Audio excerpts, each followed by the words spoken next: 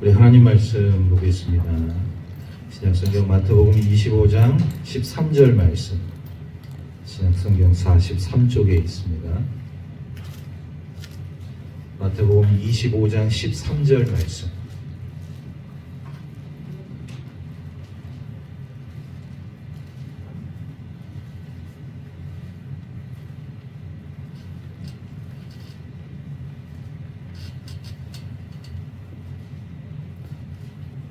우리 한 목소리로 함께 말씀을 읽겠습니다. 시작. 그런즉 깨어 있으라. 너희는 그날과 그때를 알지 못하느니라. 아멘. 이 시간 우리 제3구역 특송이 있겠습니다. 자비롭고 존귀하신 아버지 하나님 감사합니다. 이 자리에 있는 하나님의 아들 딸들을 축복하여 주시옵소서. 오늘 이 자리에서 하나님의 말씀을 중심으로 삶을 살아가는 주의 자녀들에게 성령의 강력한 인지함으로 허락하여 주시고, 저희들이 움직이신 것이 아니라 하나님의 영으로 저희들에게 그 자리를 인도하여 주시옵소서. 아버지께서 계약하시는 모든 자리에 저희들이 있게 하여 주시며, 아버지께서 하시는 모든 자리에 저희들이 그 일을 하게 하여 주셔서 우리 주변 사람들을 위해 살게 하여 주시고, 또한 우리가 알지 못하는 생판 모르는 사람들에게 주의 복음과 진리를 전하게 하여 주시옵소서. 오늘도 이 자리에 모인 성도들에게 그의 인생들을 축복하여 주시고, 그들이 하는 모든 일에 아버지 기름 부어 주시옵소서. 자비롭고 존귀하신 아버지시여, 베트남 선교를 무사히 다녀온 대원들을 아버지께서 보호하여 주셔서 그들에게 그곳을 보고 온 모든 것에 대한 비전을 이 자리에서 펼치게 하여 주시옵소서. 또한 우리 교회의 선정 건축을 위하여 기도드립니다. 주님께서 한마음 한뜻으로 우리 교회의 성전 건축을 허락하여 주시고, 그 작은 돈 하나하나까지도 주님께서 쌓아 올려 주시옵소서. 성전 건축을 통하여서 서로 도와가며 아끼고 살아가는 마음 갖게 하여 주시며, 또한 말씀을 전하는 목사님 아버지께서 붙들어 주시고 흔들리지 않게 하여 주시며, 말씀과 기도와 예배의 자리만 충실할 수 있도록 허락하여 주시옵소서. 오늘도 감사드리오며 우리 주 예수 그리스도의 이름으로 기도하였습니다.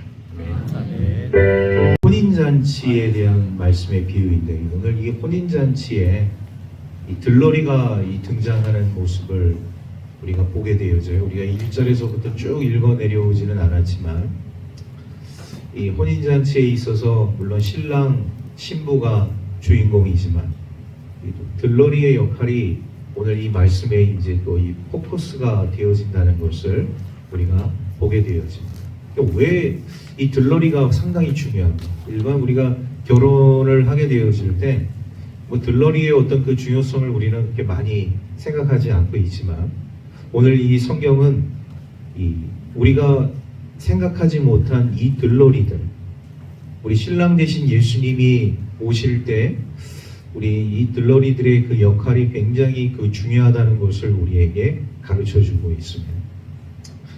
자, 먼저 우리 1절 말씀을 한번, 25장 1절 말씀을 우리 한번 다 같이 읽도록 하겠습니다. 시작. 그때 천국은 마치 등을 들고 신랑을 맞으러 나간 열 처녀와 같다 하리니.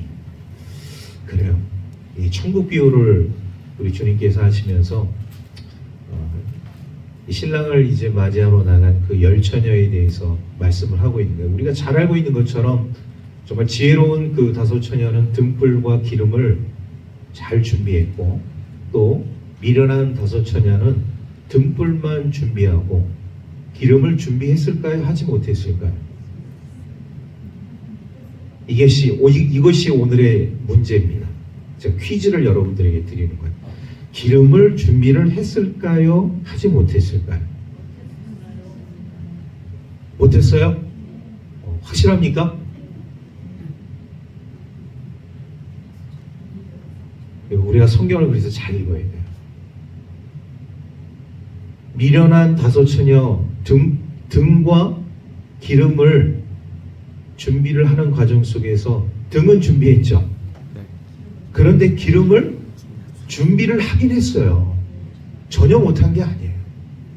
충분히 준비를 못한 거예요. 그게 저의 말이 아니라 성경에 기록되어져 있습니다. 자, 제가 제 말인지 성경의 말씀인지 9절 말씀. 자, 9절 말씀. 자, 함께 읽겠습니다. 시작. 슬기 있는 자들이 대답하여 이르되 우리와 너희가 쓰기에 다 부족할까 하노니 차라리 파는 자들에게 가서 너희 쓸 것을 사라 하니. 그러니까 우리 지혜로운 다섯 처녀는 기름을 충분히 준비했잖아요. 그런데 미련한 다섯 처녀는 기름을 준비를 하긴 했지만 충분히 준비를 하지 못해서 신랑 대신 우리 예수님이 언제 오실지 모르기 때문에 그러면은 기름만 조금만 가지고 있으면 안 되잖아요. 충분히 가지고 있어야지. 서로 이렇게 나눠 쓰다가는 우리가 신랑 대신 예수님을 제대로 영접하지 못할 것이다. 지혜로운 다섯 처녀들이 이렇게 얘기를 하는 모습을 우리가 보게 되어져요. 그래서 우리가 성경 말씀을, 하나님 말씀을 읽을 때 자세하게 정확하게 잘 읽어야 된다.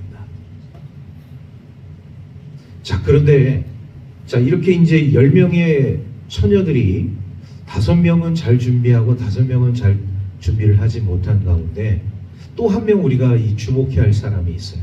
그 누구냐? 기름을 파는 사람. 여러분, 기름을 파는 사람, 이 사람은 지혜로운 다섯 처녀도 그렇고 지혜롭지 이 미련한 다섯 처녀도 그렇고 이 10명의 처녀들이 기름을 준비하는 데서 어느 쪽은 기름을 잘 준비하고 어느 쪽은 기름을 잘 준비하지 못할 것이다 라는 것을 알았을까요? 몰랐을까요? 기름을 파는 사람은 압니다. 얼만큼 기름을 준비해야지만이 들러리로서의 역할을 잘 할 수 있는지 경험상 기름을 많이 팔기 때문에 어느 정도의 양을 가져야지만이 신랑을 맞이할 수 있는가, 이런 것들을 이 기름을 파는 사람은 경험상으로 이미 다 알고 있었다. 그래서 지혜로운 다섯 처녀들이 준비한 그 기름에 대해서는 굉장히 흡족한 마음을 가지고 있었을 거예요. 그런데 지혜롭지 못한 미련한 다섯 처녀들이 준비한 그 기름에 대해서는 안타까운 마음을 가지고 있었습니다. 자, 그러면 여기서 또 하나의 문제를 드리도록 하겠습니다. 기름은 무엇을 의미하는 걸까요?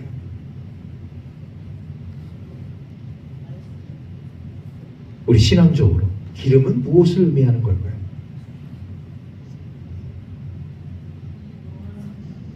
기도와 말씀이다. 이게 뭐 틀리지 않는 대답인데 조금 제가 원하는 대답에 좀 거리는 있어요. 기름, 믿음, 점점 가까워지고 있습니다. 우리가 기름을 얘기할 때 뭘 얘기를 할까요? 기름. 예? 기도? 예, 나왔습니다. 크게 얘기해야죠. 성령. 예? 성령의 기름 부으심. 우리가 이렇게 얘기하자. 성령의 기름 부으심 뭘 의미하는 거냐? 우리가 믿음 생활, 신앙 생활, 말씀 생활, 기도 생활, 예배 생활, 찬양 생활, 이거를 너무나도 잘 아름답게 하는 삶. 그거를 우리가 한마디로 성령 충만한 삶이다, 이렇게 얘기를 하잖아요. 여기서 얘기하는 기름은 바로 성령 충만한 삶을 얘기해요. 항상 하나님의 은혜를 사모하고 항상 하나님의 은혜를 붙들려고 하는 그런 마음, 이런 삶이 바로 기름에 해당하는 삶이라고 볼 수가 있어요. 자, 우리가 신랑 되신 예수님을 잘 준비하기 위해서 성령 충만한 삶 얼마나 중요합니까? 성령 충만한 삶을 우리가 살아야지만이 언제 오실지 모르는 우리 주님을 우리가 잘 기다릴 수가 있는 거예요. 그런데 미련한 다섯 처녀처럼 기름을 조금 준비하고서 신랑 대신 우리 주님을 기다리게 되어질 때 결국 기름을 조금 준비했다는 것은 뭐냐? 성령 충만하지 못한 삶을 살고 있다는 거예요. 믿음 생활 대충 하고 예배 생활 대충 하고, 말씀 생활 대충 하고, 기도 생활 대충 하고, 감사 생활 대충 하고, 대충 미련한 다섯 처녀가 준비한 등불과 기름에 해당하는 삶이라고 볼 수가 있는 것입니다. 자, 오늘 말씀의 제목 우리 한번 다 같이 읽어보도록 하겠습니다. 시작. 믿음의 등불을 켜려면, 믿음의 등불을 켜려면 성령 충만한 삶을 살아야 합니다.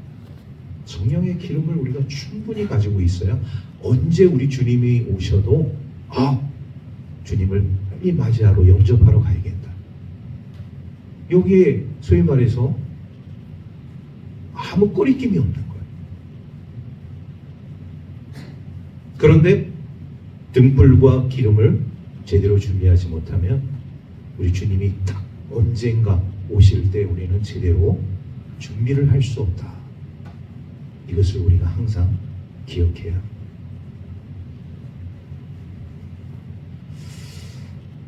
자, 우리 이제 믿음 생활을 잘하고 있어 어떤 한 크리스찬의 이야기를 제가 여러분들에게 좀 들려주려고 해요. 이분은 한 90세에 죽음을 맞이하신 분이신데, 이분이 연세가 드시면서 이제 거동을 잘 못하시니까 신앙생활을 잘 하시면서 그래도 주일마다 성전에 올라가서 예배를 드리셨어요. 평상시에는 거동이 불편하시니까 밖에 출입을 잘 못하셨어요. 그런데 항상 그럴 때마다 가정에서 하나님의 말씀, 그리고 기도생활, 찬양생활, 이거를 즐겨 하시면서 삶을 살아오신 거예요.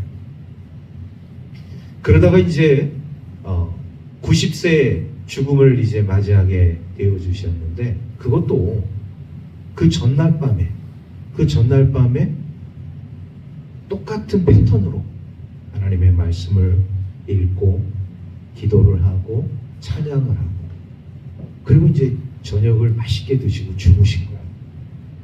그리고 아침에 자녀들이 살펴보니까 간밤에 돌아가신 거예요.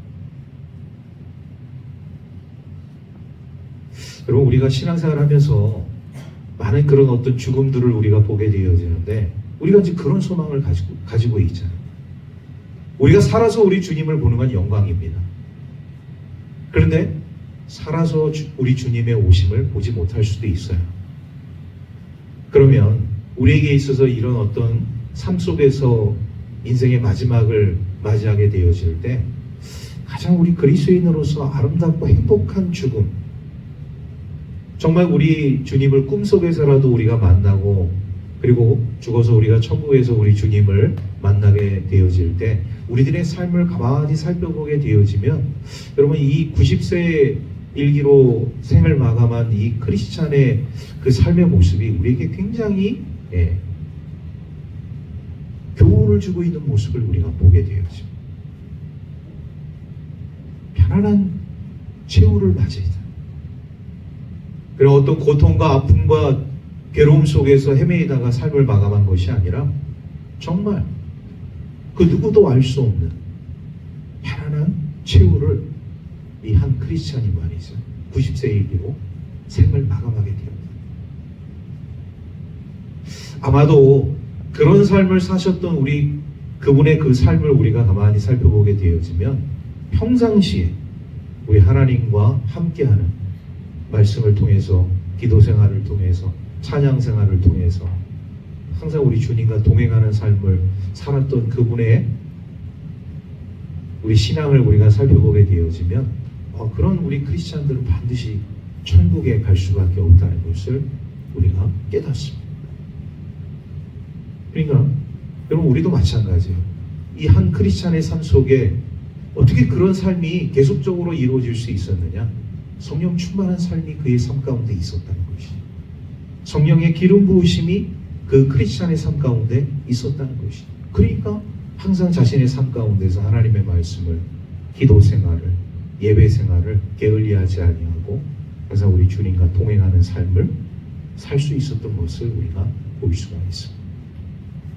자, 우리 그런 의미에서 우리 13절 말씀 다시 한번 읽도록 하겠습니다. 시작. 그런즉 깨어 있으라 너희는 그날과 그때를 알지 못하느니라. 아멘. 우리가 그날과 그때를 알지 못하는 다 어떻게 보면 들러리와 같은 그런 삶을 살고 있는 사람들인데, 그런데 그 들러리 가운데서 5 들러리, 지혜로운 슬기로운 5 처녀에 해당하는 삶을 우리가 살아가야 하지만이 우리가 그 90세의 일기로 생을 마감한 그 크리스찬처럼 우리 주님과 함께하는 삶을 살아갈 수 있는, 우리 영광의 주님을 볼 수 있는 삶을 우리가 살아갈 수 있다는 것을 우리가 깨닫습니다. 그러니까 우리 모두가 정말 믿음의 등불을 켜려면 어떤 삶을 살아야 된다? 성령 충만한 삶을 살아야 한다. 할렐루야. 네, 옆 사람에게 그렇게 이야기하겠습니다. 성령 충만한 삶을 삽시다. 할렐루야. 성령 충만한 삶이 어렵냐? 아니에요. 말씀 생활, 기도 생활, 예배 생활, 거기 뭐 찬양, 감사 뭐 이런 것들이 다 포함되어 있겠죠. 이런 삶을 우리가 살아가게 되어질 때 그것이 성령 충만한 삶이다. 할렐루야. 저와 여러분들이 이런 성령 충만한 삶을 통해서 믿음의 등불을 밝히 킬 수 있는 우리 모든 하나님의 자녀들 되기를 주의 이름으로 축원합니다. 기도하겠습니다. 하나님 감사합니다. 믿음의 등불을 켜기 위해서는 우리는 성령 충만한 삶을 살아가야 할 줄로 믿습니다. 말씀, 기도, 또 감사, 찬양, 이 모든 예배 생활을 통하여서 우리 주님과 동행할 수 있는 아름답고 복된 삶을 살아가는 주의 백성들 될 수 있도록 축복하여 주옵소서. 감사드리며 우리 구주 예수 그리스도의 이름으로 기도하옵나이다. 아멘.